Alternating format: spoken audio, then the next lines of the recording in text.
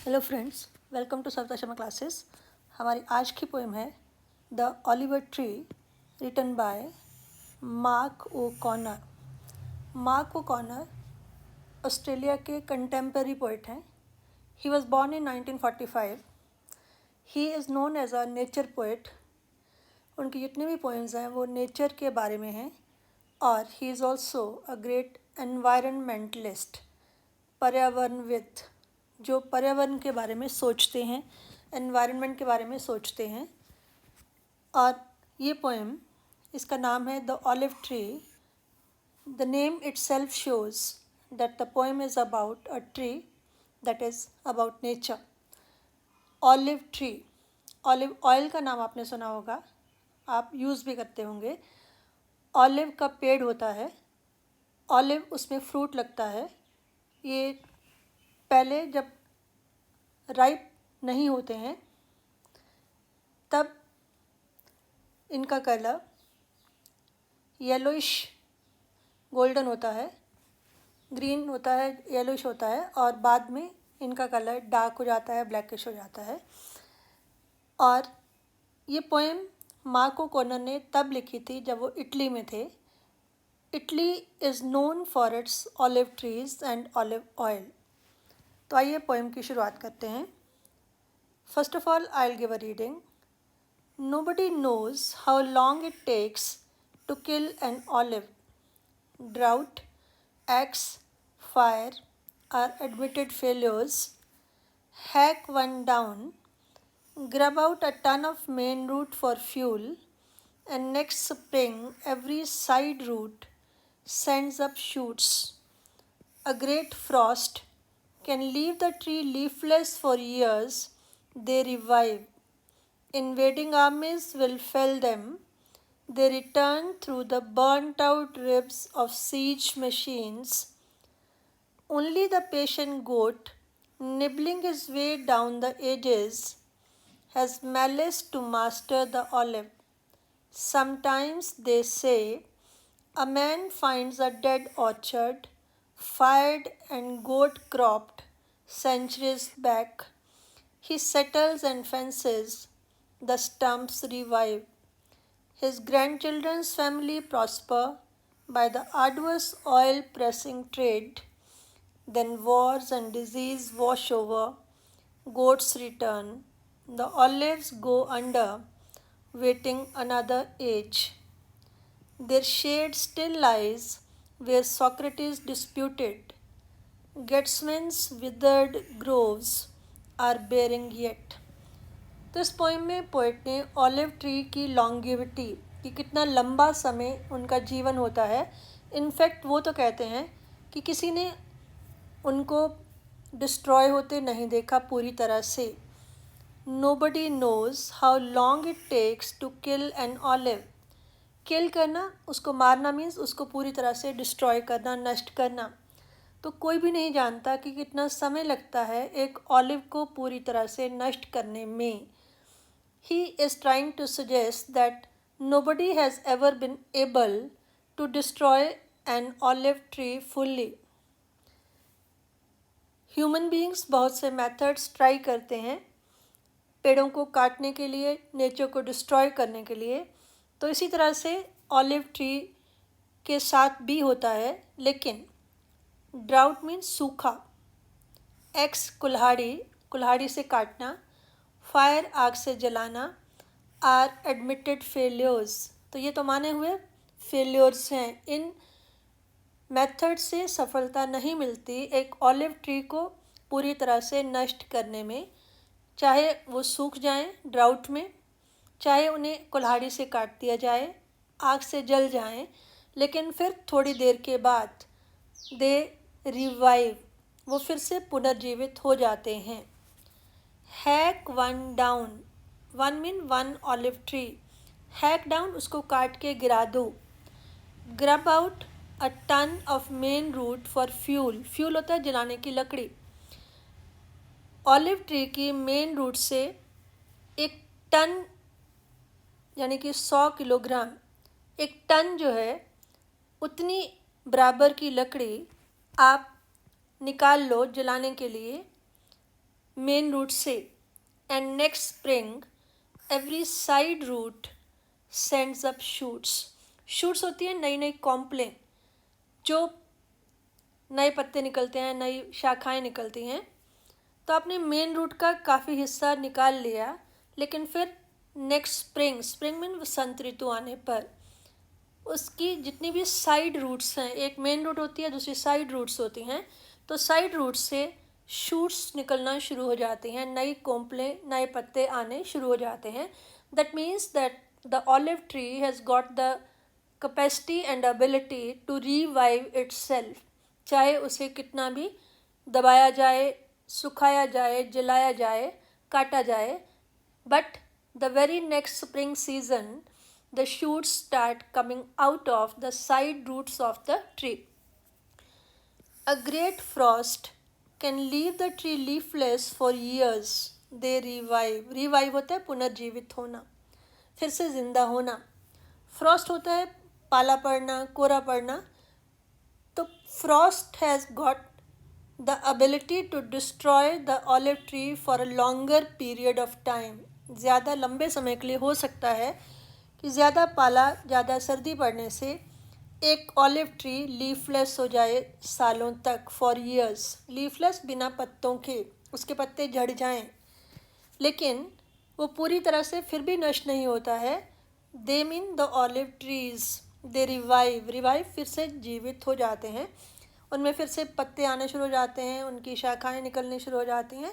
So permanently nobody is able to kill an olive tree forever. तो इसमें एक तो लॉन्गिविटी, उनका लंबा जीवन. Second, the capacity of the olive trees to revive themselves. इसके बारे में रेफरेंस है. Invading armies will fell them. Fell them गिरा देना. इन्वेडिंग आक्रमण करने वाली. जब आर्मीज, सेनाएं लड़ाई के मैदान के लिए जाती हैं, उन पेड़ों के जो बगीचा है उसमें से निकलती हैं, दे फेल देम. तो आर्मी वालों के टैंक या दूसरी बड़ी तोपें वगैरह जो हैं, उनके बाहर तले जो ऑलिव ट्रीज हैं वो गिर जाते हैं. They return through the burnt out ribs of siege machine. Siege होता है घेरा डालना. तो दुश्मन की सेना को घेरा डालने के लिए जिन मशीनों का इस्तेमाल होता है उनको कहा गया है सीज मशीन्स. वो कौन सी होंगी? जैसे टैंक्स हो गए. बर्नट आउट रिब्स, तो लड़ाई में उनका जंक रह जाता है, वो टैंक वगैरह भी जल जाते हैं. उनके रिब्स, रिब्स होती है पसलियाँ, लेकिन यहाँ पर उनके पार्ट्स, जैसे उनके टायर कह लो या उनका स्टील फ्रेम कह लो, जो भी जंक बच गया, जो कबाड़ बच गया, उसके साइड में से फिर से they return. They mean the olive trees. कि कई बार आर्मीज के टैंक्स वगैरह जब उस एरिया से निकलते हैं, दे माइट फेल द, जब they might destroy the olive trees for some time. They themselves, that is the siege machines or the tanks of the army, they also get destroyed, they get burnt out. And out of the junk of those tanks and other machinery used in the war, what happens? After some time, the olive trees, they get out, they come out. तो इस तरह से हमने देखा कि चाहे वो drought हो, सूखा हो, चाहे एक्स हो लकड़ी से काट कर, जब फायर आग से जल कर olive trees get back to life, उसी तरह से उनके मेन रूट से आप बहुत सारी लकड़ी निकाल कर जलाने के काम भी ले आए. The very next spring season, out of side roots come out the shoots. और नेक्स्ट है कि फ्रॉस्ट जो होता है, पाला जो होता है, अगर बहुत ज़्यादा है तो हो सकता है कि थोड़े ज़्यादा लंबे समय के लिए ऑलिव ट्रीज़ जो हैं वो नज़र ना आएँ, दब जाएं, लेकिन बाद में कई सालों के बाद they revive. So they have got the sustainability, they can sustain themselves. वे अपने आप को ज़िंदा रख सकते हैं. उसके बाद इन्वेडिंग आर्मीज़ की बात की कि जो सेनाएं हैं जब वो दुश्मन की तरफ अटैक के लिए जाते हैं, तो on their way they might cross through the grove of olive trees and they might destroy the olive trees. लेकिन होता क्या है कि बाद में out of the junk of those tanks and other machinery the olive trees get revived. Second stanza start होता है, only the patient goat nibbling his way down the edges has malice to master the olive. master करना, control करना. malice होता है the will or the wish to destroy somebody. और यहाँ पर goat has the power to destroy the olive trees. nibble करना, nibble होता है चबाना. पेशेंट सब्र के साथ धीरे धीरे. गोट बकरी, केवल एक बकरी है जो धीरे धीरे उनको कई सदियों तक चबाते हुए. Nibbling its way down the ages, एक साल एक महीना नहीं बल्कि बहुत से वर्ष, बहुत सी सदियाँ से चबा चबा कर हो सकता है has malice to master the olive, कि वो ऑलिव ट्री को डिस्ट्रॉय करने में कामयाब हो जाए. लेकिन वो भी 100% नहीं होता, comparatively for a longer period of time. कहता शायद a patient goat has got the power to destroy the olives for longer period of time. Sometimes they say a man finds a dead orchard, fired and goat cropped centuries back. कई बार ऐसा कहा जाता है कि एक आदमी उसे एक डेड ऑर्चर्ड मिलता है. ऑर्चर्ड होता है बगीचा, डेड जो जिसमें पेड़ नहीं हैं, पहले कभी हुआ करते थे. किन का बगीचा? ऑलिव ट्रीज़ का. फायर्ड जिसको आग लगा दी गई हो. एंड गोट क्रॉप, क्रॉप होता है काटना, छोटा छोटा करना. तो हो सकता है कि बकरी ने उसमें चबा चबा कर उसको जड़ों तक खा लिया हो, बिल्कुल जड़ों, केवल जड़ें बची हों. तो इस तरह का डेड ऑर्चर्ड एक आदमी को मिलता है. ऐसा ऑर्चर्ड जिसको कई सदियां पहले, सेंचुरीज बैक, बहुत समय पहले आग से जलकर जब बकरी के खाने के बाद वो डेड हो गया. ही सेटल्स एंड फेंसेस, फेंस होता है बाड़ लगाना. तो वो व्यक्ति जो इस ऑर्चर्ड को मालिक बनता है वो वहाँ पर सेटल हो जाता है, उसमें बाड़ लगाता है, उसकी केयर करता है. द स्टम्प्स रिवाइव, स्टम्प होता है नीचे का बेस, ठूंठ बोलते हैं हिंदी में. रिवाइव फिर से ज़िंदा होना. तो जो कई सदियाँ पहले ऑलिव ट्री मर चुके थे, डिस्ट्रॉय हो चुके थे, केवल उनका बेस बचा होगा, तो कई शताब्दियों के बाद जब कोई व्यक्ति उस एरिया में आकर सेटल होता है, उसकी केयर करता है, देख रेख करता है, तो ऑलिव ट्रीज, उनके स्टम्प्स फिर से ज़िंदा हो जाते हैं. His grand children's family prosper, उस व्यक्ति के ग्रैंड चिल्ड्रन, बेटे के बच्चे, वो फैमिली खुशहाल हो जाती है. by the arduous oil pressing trade. arduous होता है which requires a lot of hard work, which is very difficult. Oil pressing trade, जैसे मैंने ऑलिव ऑयल की बात की थी, तो जो ऑलिव होते हैं उनको प्रेस करके उनमें से तेल निकाला जाता है. तो ऑयल प्रेसिंग जो प्रोसेस है दैट इज़ वेरी आर्डुअस, वो बहुत डिफ़िकल्ट होता है, that requires a lot of hard work. लेकिन उस ऑयल प्रेसिंग ट्रेड की वजह से उस व्यक्ति के फैमिली, उसके आगे की फैमिली, वो भी प्रॉस्परस लाइफ लीड करते हैं, खुशहाली का जीवन जीते हैं. तो वही नेचर, जब वही ऑलिव ट्रीज़ जिनको आदमी डिस्ट्रॉय करने की कोशिश करता है, they have the power to sustain, they have the power to revive, और ultimately they turn out to be the nurturer of human beings. Nurturer होता है जो पालन पोषण करने वाला. So nature nourishes us, whereas we human beings try to destroy nature. Then wars and disease wash over, gods return.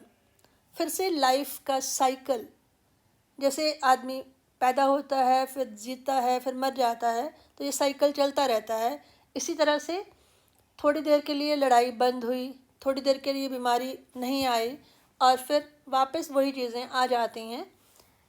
कभी लड़ाई हो जाती है, कभी डिजीज़ आ जाती है, they wash over the olive trees. यहाँ पर वॉश ओवर डिस्ट्रॉय, वैसे वॉश ओवर होता है टू फ्लड, लेकिन यहाँ पर they destroy the olive trees once again. फिर गोट्स रिटर्न, बकरियाँ फिर से वापस आ जाती हैं। तो ये प्रोसेस चलता रहता है, लाइफ साइकिल चलता रहता है। तो कई बार ऑलिव्स जो हैं वो रिवाइव करते हैं, फिर से उनको डिस्ट्रॉय कर दिया जाता है, फिर से वो डोमेंट हो जाते हैं। द ऑलिव्स गो अंडर ज़मीन के नीचे दब जाना, to lie dormant, to remain inactive, waiting another age. तो फिर आने वाले समय, another age mean a distant time in future, कि भविष्य में काफ़ी सालों के बाद कभी फिर से वो रिवाइव होंगे, इस बात के इंतज़ार में। For the time being the olives go down, they get dormant. तो इस तरह से लाइफ साइकिल चलता रहता है। Their shade still lies where Socrates disputed. Socrates या सुकरात कहा जाता है उन्हें हिंदी में। 5th सेंचुरी BC में वो एक ग्रीक फिलोसफर हुए हैं, दार्शनिक हुए हैं। तो olive trees, there mean olive trees की शेड मीन छाया, वो अभी भी वहाँ पर है। यहाँ पर सोक्रेटिस अपने भाषण दिया करते थे, अपने स्टूडेंट्स को टीच किया करते थे, अपने आर्गूमेंट्स पेश किया करते थे। That is the meaning of disputed. तो 5th सेंचुरी BC या उससे पहले से ही ऑलिव ट्रीज वहाँ पर हैं, जो आज भी वहाँ देखे जा सकते हैं। Gethsemane's withered groves are bearing yet.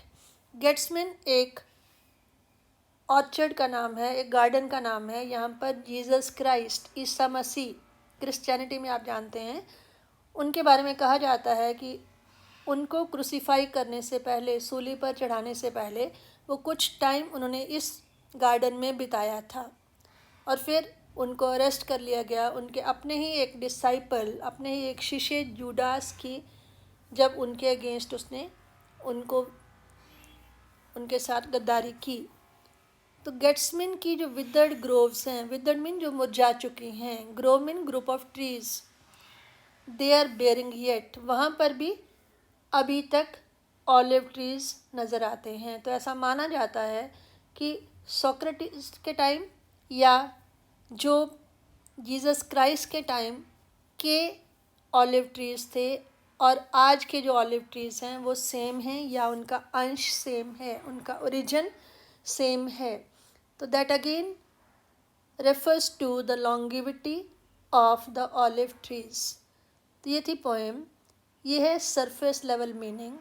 और ऑलिव ट्रीज़ को हम ट्रेडिशनली उसको सिम्बॉलिकली कहा जाता है, they are symbol of peace and prosperity, उनको माना जाता है, शांति का और खुशहाली का चिन्ह माना जाता है। और अगर सिंबॉलिक लेवल पर देखें तो जिस तरह से नेचर जो है वो सस्टेन करती है, किसी भी हालात का सामना करने के साथ साथ वो अपने आप को रिवाइव करती रहती है। तो ऑलिव ट्रीज जो हैं दे रिप्रेजेंट नेचर, और ह्यूमन बीइंग्स के साथ भी ऐसा होता है। वॉर्स और पीस को अगर कंपेयर और कंट्रास्ट किया जाए तो human beings by nature peaceful हैं, शांति प्रिय हैं, और लड़ाई होने के बावजूद वो पीस जो है प्रिवेल करती है। और साथ में पोइट का एक मैसेज भी है ह्यूमन बीइंग्स के लिए, that what ever adverse circumstances come in our life, we should try to sustain ourselves and work for a better future, for a peaceful and prosperous life for all of us. I hope you understood the poem. Thank you.